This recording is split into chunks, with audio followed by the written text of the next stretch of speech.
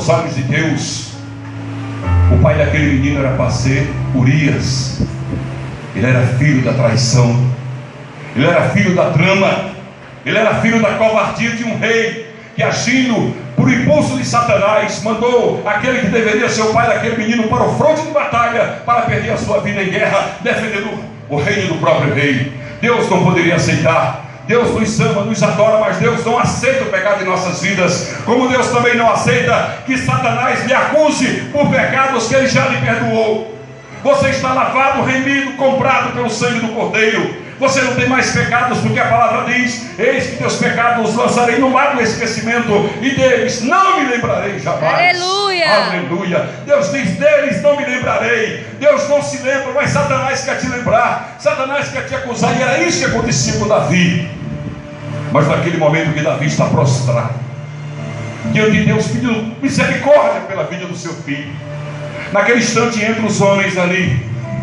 Quando Davi vira o rosto, mesmo deitado, e vê que eles estão tristes, todos estavam tristes, Davi percebeu que a criança tinha morrido.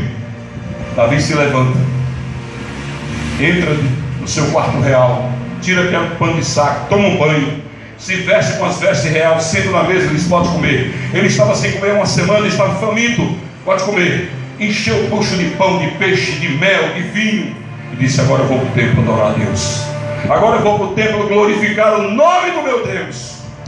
E aí o Natã, os outros: rei, não estamos te entendendo, o Senhor estava triste, pedindo a Deus pela vida do teu filho, agora que ele morreu, tu estás alegre. E ele disse uma coisa linda. Ele disse: ele, referindo-se ao filho, ele não pode vir a mim, ou seja, ele já morreu, não tem mais como voltar, mas eu irei a ele. Ele estava dizendo: quando eu morrer, eu irei a ele. Eu vou para o templo adorar a Deus, porque aquilo que Deus faz, o homem não desmancha. É a vontade dele para a minha vida. Davi compreendeu que era a vontade de Deus para a vida dele e aceitou. Como é difícil às vezes a gente aceitar a vontade de Deus nas nossas vidas. Às vezes ela passa por um processo de moinha. Deus bota você na fornalha, no moinho. Ele entra com você na fornalha. Deus não disse a nenhum dos seus filhos que o mundo seria um mar de rosas se você aceitasse a Jesus. Não, Ele não disse isso. Ele disse: no mundo tereis aflições, mas tende bom ânimo. Olha o que ele diz: eu venci o mundo. Aí algumas pessoas gostam de completar dizendo que Jesus disse: eu venci o mundo e tu vencerás também. Não, Jesus não disse isso. Ele disse: no mundo tereis aflições, mas tende bom ânimo, eu venci o mundo. Ele está dizendo: se você for meu imitador, se você for como eu, se você for fiel a Deus como eu, se você respeitar a vontade de Deus na tua vida como eu respeitei e fui para a cruz para cumprir a vontade dele, você também vencerá. Aleluia. Ele estava dizendo: aquele que é obediente, aquele que obedece a Deus, aquele que faz a vontade de Deus, aquele que atende o chamado de Deus, aquele que serve a Deus com carinho, com amor, com alegria, aquele que vem à casa de Deus adorá-lo, não só para estar na igreja, mas para sentir a presença de Deus, esse vencerá o mundo. Glória a Deus, aleluia. A verdade, irmãos, é que nós vivemos num mundo de muitas aflições mesmo.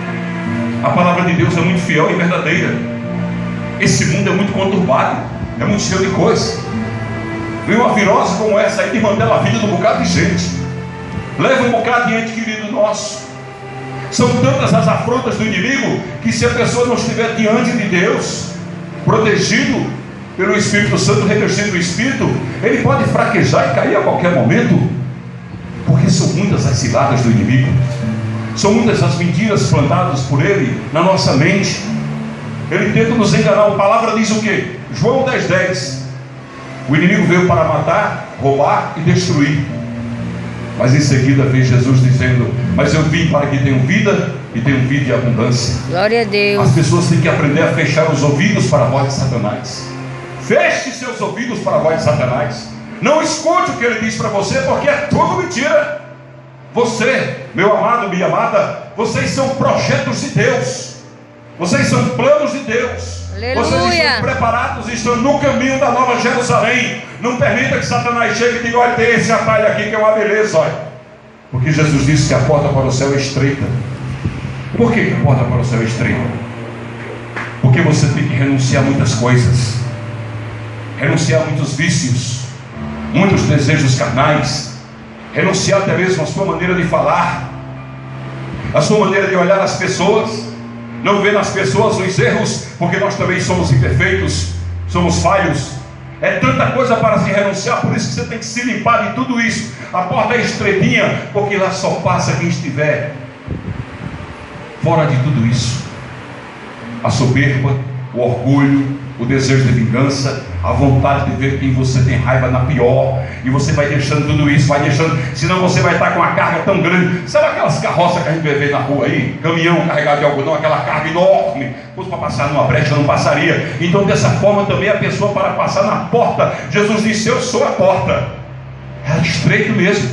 Para passar por ali tem que estar dentro da vontade de Deus. E para estar dentro da vontade de Deus, tem que abrir mão de você mesmo. Por isso Jesus disse: aquele que quiser vir após mim, negue-se a si mesmo, tome a sua cruz e siga-me. Tomar a cruz, irmãos, não é só viver de sofrimento não. Tomar a cruz é caminhar atrás de Cristo. E por onde Cristo passa é só vitória. Ninguém derrota o Cordeiro de Deus, ninguém diminui a sua marcha, ninguém frustra os seus planos. Você deve tão somente caminhar com Ele, com a sua cruz. A cruz de ser um crente, a cruz de às vezes ser julgado sem ter culpa, a cruz de às vezes ser acusado de algo que você não fez, a cruz de às vezes colocarem palavras na sua boca que você não disse, a cruz de às vezes Satanás te tentar e você olhar para o irmão e cheio de pecado, quando você tem pecados maiores do que os dele.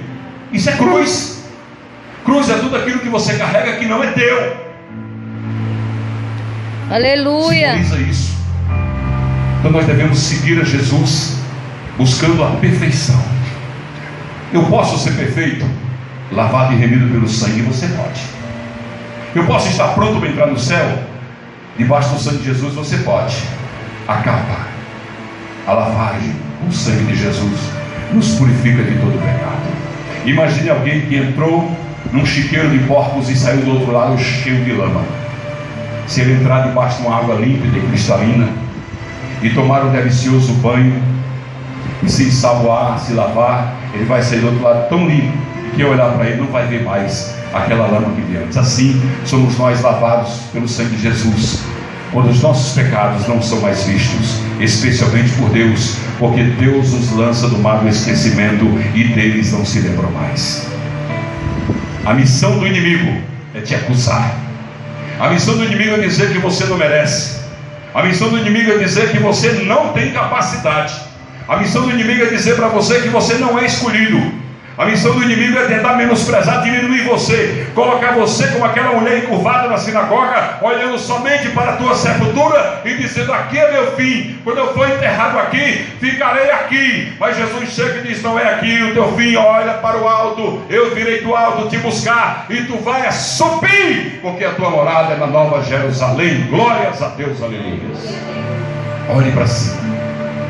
O apóstolo Paulo disse: olhe para cima. Olhe para cima. E o grande desafio da igreja é ensinar o povo de Deus a olhar para cima, não para baixo. Olhar para cima. Para baixo está a morte. Para baixo está aquele... Você às vezes vê na rua pessoas andando assim, ó. Observe, pode prestar atenção. Na rua você vê pessoas andando assim. Aquelas pessoas não têm mais sonhos, elas estão tristes. Satanás colocou em seus corações que as suas vidas são um fracasso, que elas não vão vencer, que elas não vão conseguir nada. E ele vai destruindo os sonhos, vai suplantando as esperanças, vai enchendo aquele coração de amargura, vai trazendo aquela vida um dissabor tão grande que o que lhe resta são noites escuras e depressão. E se ela não tiver um olhar voltado para Jesus, como teve Dimas lá na cruz, que olhou para Jesus e viu Jesus a salvação e disse: Senhor, lembra de mim quando entrares no teu reino. Era a única oportunidade que aquele homem tinha de salvação. Ele estava vivendo por poucas horas, era a última chance. Senhor, lembra de mim quando entrares no teu reino. E Jesus olhou para ele e disse: em verdade vos digo que ainda hoje estarás comigo no paraíso. Aleluia. Glórias a Deus. Que poder tem o nosso Deus! Na cruz, manchado de sangue, crucificado, seu corpo dilacerado, seu rosto embabuçado de sangue, mas ele estava ali de livre e espontânea vontade para morrer por mim e por você. Mas quando ele deu a ordem, ainda hoje estarás comigo no paraíso, aquele homem subiu direto e foi recebido no trono da glória de Deus. Aleluia, glórias a Deus. Mas Gesta, o outro ladrão, ele viu em Jesus somente o erro. Se eu estou aqui crucificado, ele é porque merece. Ele não olhou para aquele que era a sua salvação. E nunca na história de toda a vida humana, dois homens, um esteve tão perto da salvação e foi para o inferno, e outro esteve tão perto do inferno e foi salvo. Aquele que viu Jesus estava às portas do inferno. Satanás estava só esperando o coração dele parar para arrebatá-lo e levar. Mas veio uma ordem: em verdade estarás comigo no paraíso. E o outro esteve tão perto vendo Jesus, mas no lugar de aceitá-lo como Salvador, zombou, blasfemou dele e foi tragado pelas mãos de Satanás. Assim são os nossos sonhos. Assim são os sonhos de Davi. Davi pecou, errou, mas recorreu a quem podia lhe perdoar, a quem tinha amor por ele. Aqui no Salmo 51 ele diz: Senhor, não retires de mim o teu espírito, porque sem o teu espírito, Senhor, eu morro. Não tira de mim o teu espírito. Ele se humilhou diante de Deus. Não me tires o teu espírito. E Deus compreendeu e perdoou seus pecados, porque Deus está pronto a perdoar todos nós.